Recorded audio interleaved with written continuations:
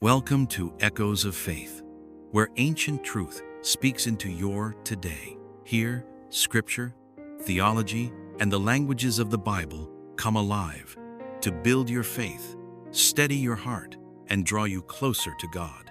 Today's episode is titled, Joseph Elevated, Faith that Manages Power with Wisdom. Our scriptural text is taken from Genesis 41 to 38:57. Joseph rises in a single day from prison to power. But elevation is not the end of the journey. It is the beginning of a far more delicate test. Power reveals character faster than poverty ever could. In this episode, we explore how Joseph handles authority, why wisdom must govern power, and how God entrusts leadership only to those shaped by humility. Through Hebrew, Greek, Aramaic, and Latin insights, theological reflection, philosophy, and practical examples, this episode shows how faith matures into responsible leadership and how God uses prepared hearts to preserve nations. If you have ever stepped into influence, responsibility, or leadership, or are praying for promotion, this message will help you understand how to carry power without losing your soul. After Joseph interprets Pharaoh's dreams and presents a plan, Pharaoh does not hesitate. He recognizes discernment, clarity, and divine presence. Pharaoh says, "Since God has shown you all this, there is no one so discerning and wise as you." The Hebrew word for discerning is bin, meaning to separate, distinguish, and perceive deeply. Wisdom here is not intelligence alone. It is insight guided by God. Joseph is not merely clever. He is aligned. This alignment becomes the foundation of his promotion. Pharaoh places his signet ring on Joseph's hand. In the ancient world, the ring symbolized authority to act in the king's name. Joseph receives power, not by force, ambition, or manipulation, but by trust. Authority that comes from God is always entrusted, never stolen. Joseph is clothed in fine linen and given a gold chain. Clothing again marks Joseph's life. The robe of favor was stripped by brothers. The garment of false accusation took him to prison. Now, clothing marks legitimate authority. God restores dignity publicly after refining character privately. Pharaoh gives Joseph a new name, Zaphanath-Paneah. Scholars debate its meaning, but most agree it carries the idea of God speaks and lives, or revealer of secrets. This is powerful. Joseph does not reject his Hebrew identity, but he carries his calling into a foreign culture without compromise. Faithful leadership does not require abandoning identity. It requires wisdom to serve within complexity. Joseph becomes bilingual in culture and faith. He serves Egypt without worshiping Egypt.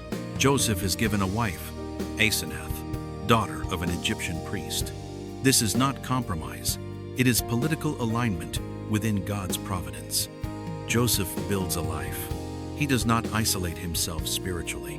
He remains faithful while engaging responsibly. This teaches a mature faith. Holiness is not withdrawal from society. Holiness is faithfulness within society. Joseph does not fear influence.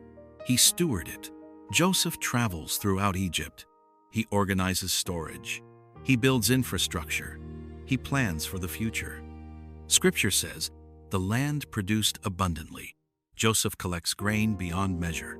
The Hebrew phrase suggests overflow beyond calculation. This reveals a vital truth. Faith does not oppose planning. Faith strengthens planning. Joseph understands seasons. He does not waste abundance. He prepares for famine. Wisdom sees prosperity as responsibility, not entitlement. Joseph has two sons. Their names matter deeply. Manasseh means, God has made me forget my hardship. Ephraim means, God has made me fruitful in the land of my suffering. Joseph names his children as testimony. He does not forget the pain. He reframes it. The Hebrew word for forget does not mean erase memory.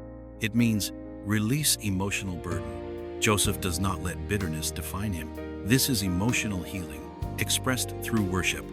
Joseph holds immense authority, yet Scripture never records corruption, cruelty, or arrogance.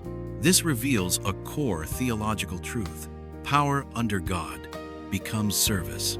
Power without God becomes oppression. Joseph governs to preserve life, not to exalt himself. Leadership in Scripture is stewardship, not domination. In the Greek Septuagint, authority is tied to exousia, meaning delegated power.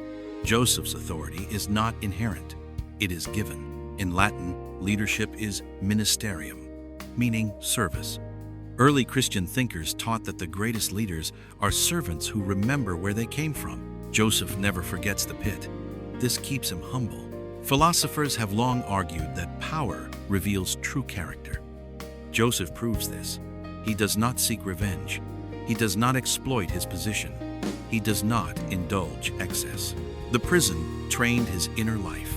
The palace reveals it. Who you become in power depends on who you were in hiddenness. Sudden promotion often destabilizes people. Joseph remains stable because his identity is rooted in God, not status. He does not seek validation through control. He finds peace in obedience. Psychology calls this internal locus of control. Joseph's security is internal, grounded in faith. A manager promoted rapidly chooses fairness over favoritism. His integrity builds trust. A public servant uses authority to protect vulnerable communities rather than enrich himself. A church leader resists celebrity culture and focuses on service. These leaders mirror Joseph. Power guided by faith preserves life. Many leaders who fall do so because power outpaces character. Joseph's story shows the opposite. Character shaped in hardship sustains influence in abundance. God promotes slowly so that leadership remains healthy. The famine begins exactly as Joseph said. Egypt is ready. Surrounding nations suffer. People come to Joseph. The one sold by his brothers now holds the key to survival. This is divine irony. God positions people not for revenge, but for redemption. Joseph's authority will soon confront his past. His brothers are coming. Joseph teaches us how to manage power with wisdom. Authority is a trust, not a trophy. Promotion is responsibility, not reward. Wisdom plans ahead. Faith remains humble. Leadership serves life. If God elevates you, remember the pit. If God blesses you, remember those who suffer. If God entrusts you with influence, use it to preserve, not destroy. Joseph's elevation is not the climax. Forgiveness is coming. Reconciliation is coming. Redemption is unfolding. Thank you for listening to Echoes of Faith. May the word you heard today strengthen your spirit, renew your hope, and deepen your walk with God. Until next time, keep your heart open and let faith speak.